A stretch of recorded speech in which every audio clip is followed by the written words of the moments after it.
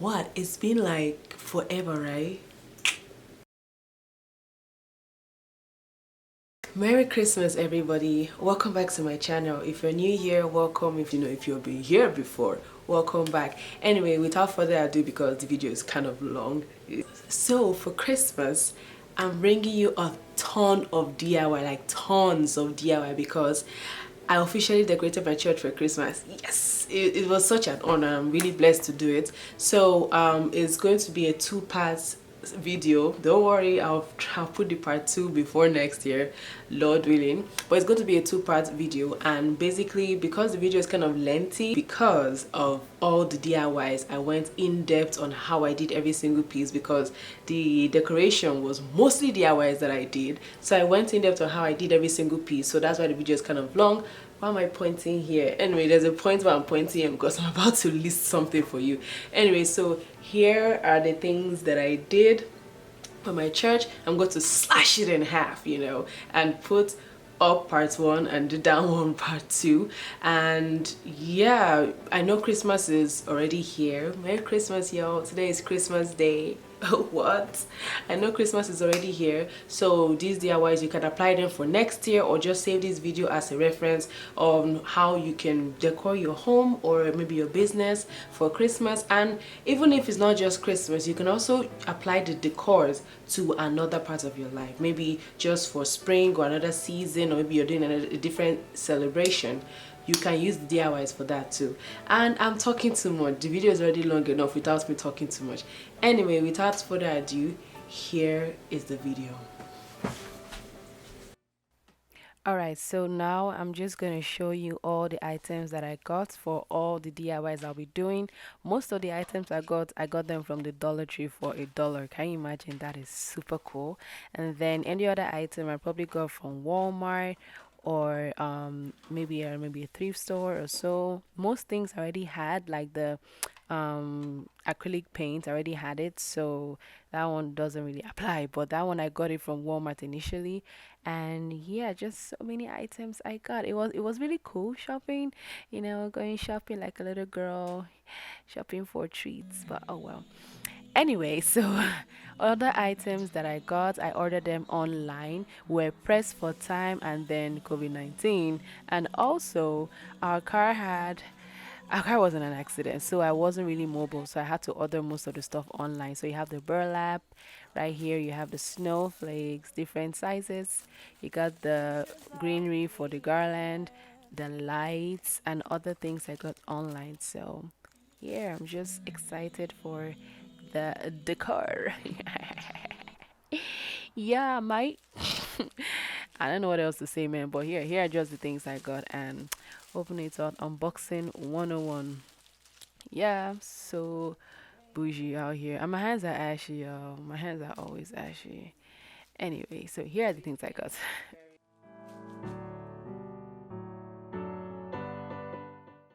All right, so now we're just going to start the ball garland making process.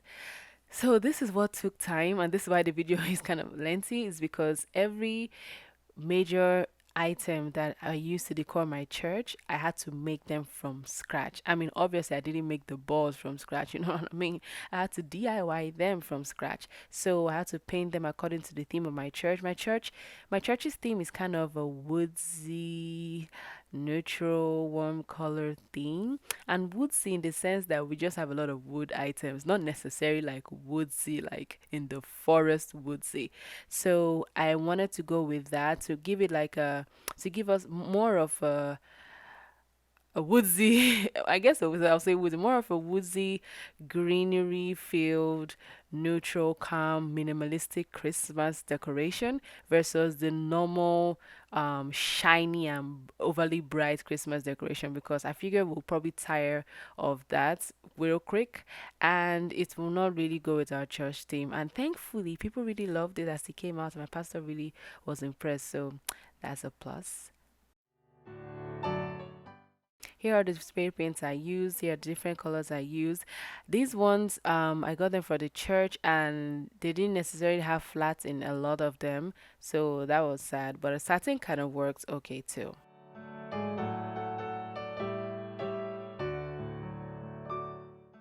Right, so right now I'm just tying the rope up.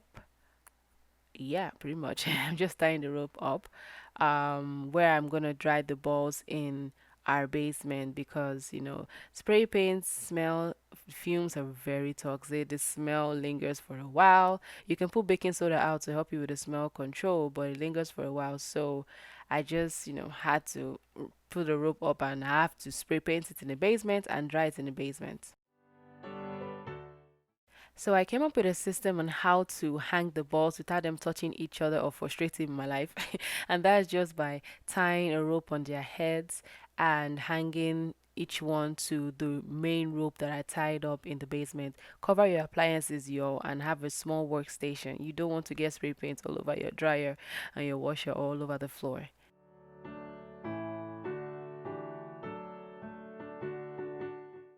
So it took me like one coat, to cover them well, and that is because I chose gold balls. This is very important.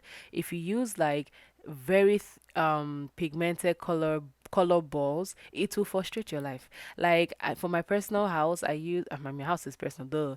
But for my home, I used pink balls because that's what I had. I spray painted those white, and it just turned light pink. It was frustrating.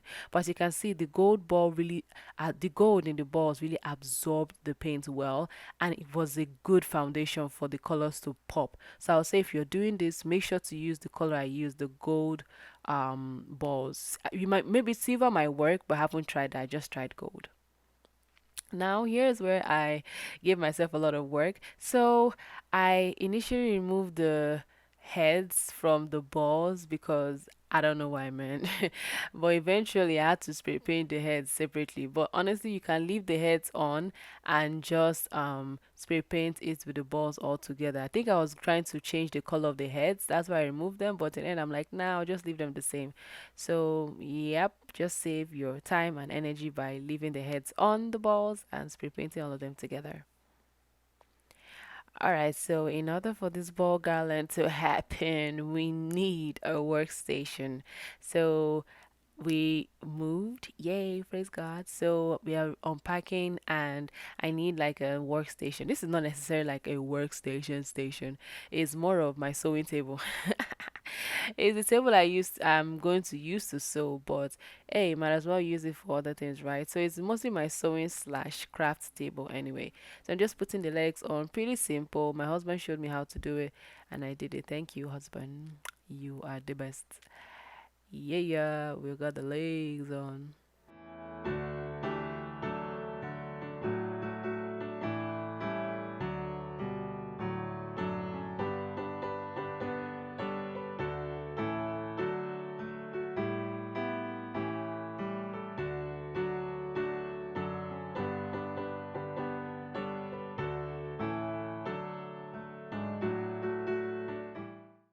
All right, so I'm gonna clean. Well, I cleaned the table and wiped it off because it was pretty dusty. And to give it like a cute face, because the face of the table is really, really old and has holes and has stains. I just put this old plywood that I've been carrying from house to house. And it works out well because, it's a wood and it's a natural wood color and it's pretty too. So I'm just setting up the things I need for the ball garland. Basically just these flowers I got from the Dollar Tree store. I separated them from the stem. Check out my flower vase video. That one I went really in depth on how I make my flower vases, and I'm literally use that for this whole DIY Christmas experience.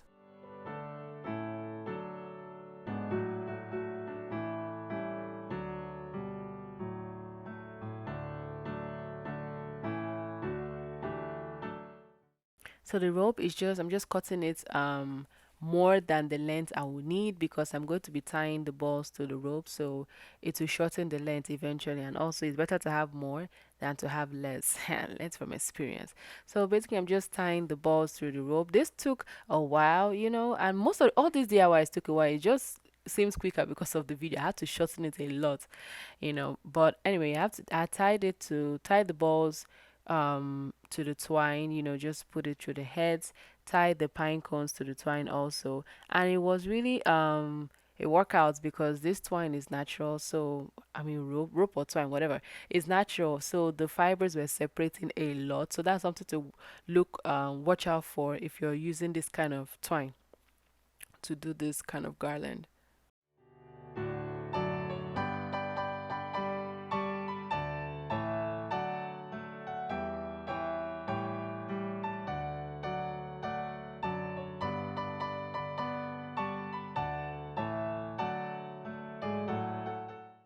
All right, so the pine cones or any flower you're adding, when I add them, I just bend the stem, so it doesn't just stick out and look pretty weird. I bend it all around the pine cones or the flowers, and then I cut it. Some flowers, their leaves can cover it. That is even amazing. But the pine cones, I didn't want to put any leaves there, so I just bent it and I cut it later with a wire cutter. Okay, so as you could see, the balls separated, and this happens. Even if the balls weren't like cheap, they're still, I guess, balls. They separate. So if that happens, you just do what I did and glue it with a glue stick.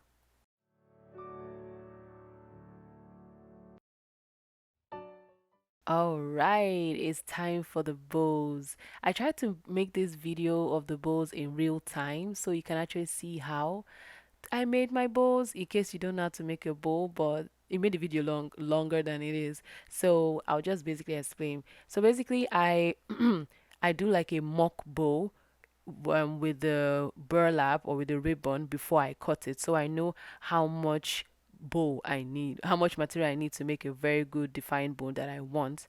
And then when I just did, I loosened it, and now I'm making the real bow because I've seen that okay, this is going to look good with this amount of material. So from the center, just separate it into like two parts, like I showed you. Overlap, wow, overlap a part over the other part, and then push it through the loop, the hole, and drag the ears like you're dragging the pretty bunny ears, and then fasten it and adjust it to how you want your bow to be. This is not the perfect bow, y'all, but it is what it is. It looks like a bow to me, and it worked out. So the ends, how you get that end is just, yeah, what I did, just fold it and cut it at a diagonal, and there you have it. So pretty.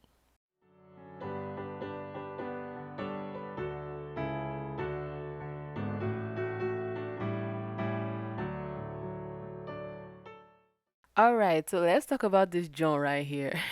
I just learned how to use this thing by mistake my first time. So you drag the wire through that little opening I showed you there, and then that thing up there, the silver stuff I'm pressing and struggling with, is supposed to cut it easily. After like a couple of cuts, it gets blunt. It's very difficult, and you just gotta struggle, y'all. But I advise just use a wire cutter if you have one.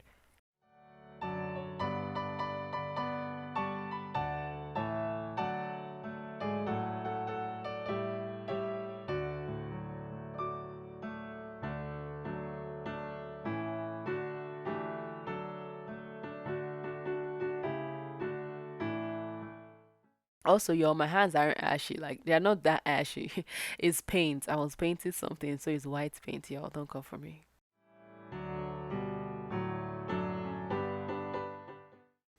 All right, so I cut this piece of material, the burlap, into half lengthwise because I needed a smaller bow, and to save material too. So making this bow is kind of different from the one I made, the first one I just made. This one I make it with the flower in it because I want to hide the joints where the flower joins. That's why.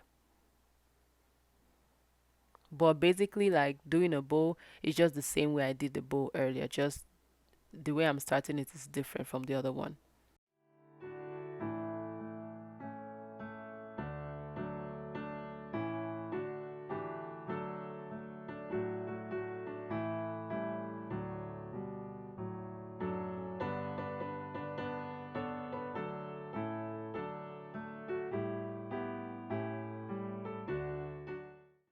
All right, so onto the flower vase. This is basically basic. My bad, excuse me. This is basically basic. again, refer to my flower vase tutorial. I went in depth on how I did the flower vase. It will really help you understand this better. But for the sake of time, I just fast forwarded this part. But yeah, that's simple.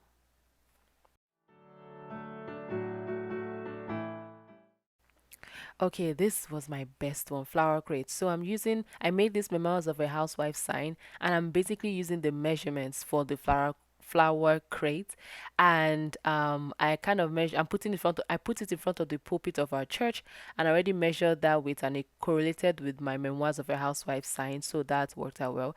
I'm basically just transferring the measurements from from the sign and from in front of the pulpit to the piece of wood that I'm using.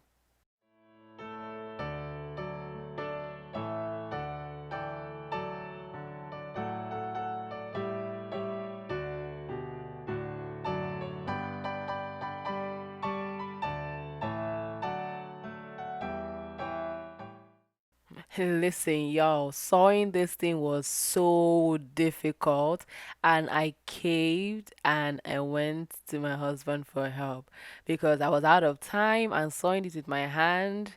Yeah, it wasn't working out well, but don't worry, I'll get better in my sewing skills. But yep, that's what happened.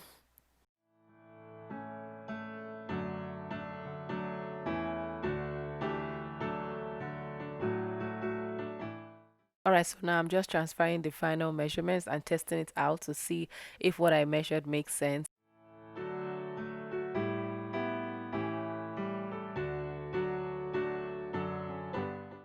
And my husband just passed. Rude, Ruan, rude. If you're listening to this, you're rude. Like, how can you be passive when I'm trying to make a video? Anyway, love you though. Love you, love you. Right. Thank you.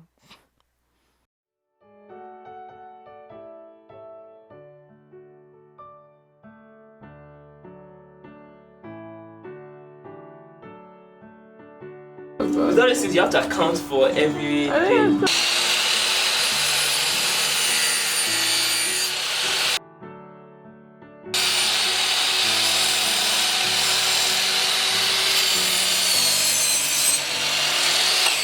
I always say there is no shame in asking for help.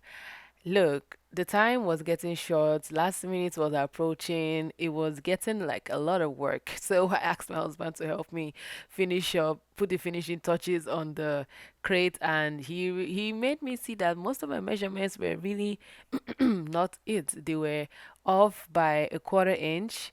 They were, yeah, most of my measurements didn't really make sense at this point. So thankfully, he's the carpenter and I am not. So he helped me get my life. He helped me fix the crates and we put it together. Ooh, love. Anyway, yeah, we put it together and then I took it from there. So just watch the putting together process.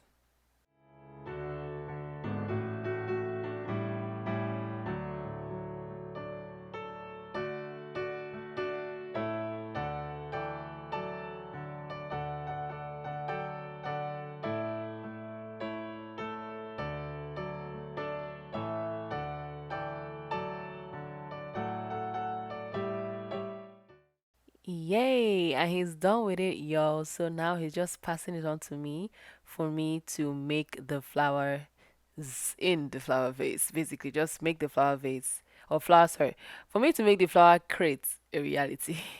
So I'm putting these things inside to serve as a lift, basically as a base and a lift because the flower stems aren't that deep and I wanted the flowers to pop and not sink into the crate.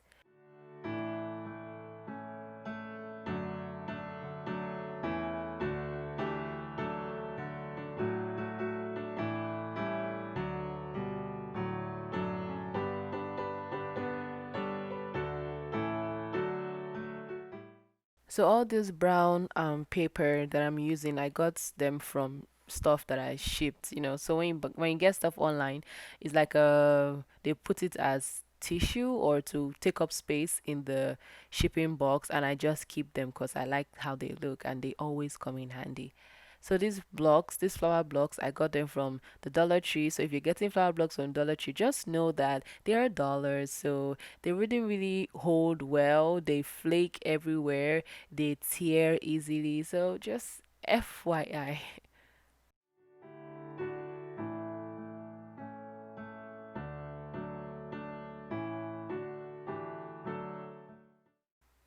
All right. So since I didn't have enough of the flower what do you call those things? Flower blocks thingies, I used a styrofoam that I already had to try and substitute and to fill up the space, and it worked well. Again, please check my flower vase video. I already have up on my channel for an in-depth tutorial on how I make my flower vases. It's better than this one because that one I really went in depth, in depth, in depth.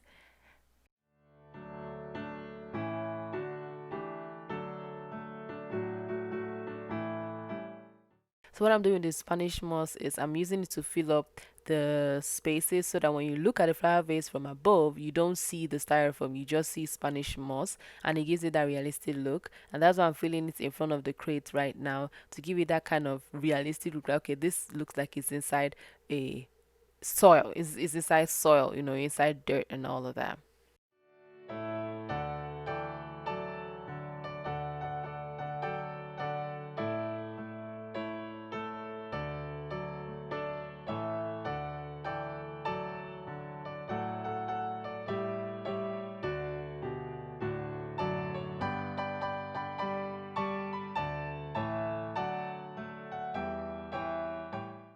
Alright, y'all, so are you guys excited and ready for the big reveal? 3, 2, 1. Heavenly army will enter the land. The battle belongs to the Lord. No weapon that's fashioned against us will stand. The battle belongs to the Lord. And we sing glory, honor, power and strength to the Lord. We sing glory, honor, power and strength to the Lord. When the power of darkness comes in like a flood, the battle belongs to the Lord. He's raised up a standard in the power of his blood. The battle belongs to the Lord. And we sing glory, honor, power and strength to the Lord. We sing glory, honor, power and strength to the Lord. When your enemy presses in hard, do not fear. The battle belongs to the Lord. Take courage, my friend, your redemption is near. The battle belongs to the Lord. Phew! Alright, that was a lot of information, a lot of DIYs, and I have more in part 2. But thank you so much for watching. If you have any questions, concerns, questions, let me know in the comment section below, or you can just send me an email in my email address in the comment section below or in my bio below. And thank you so much for watching. Watch out for part 2. Bye. Merry Christmas.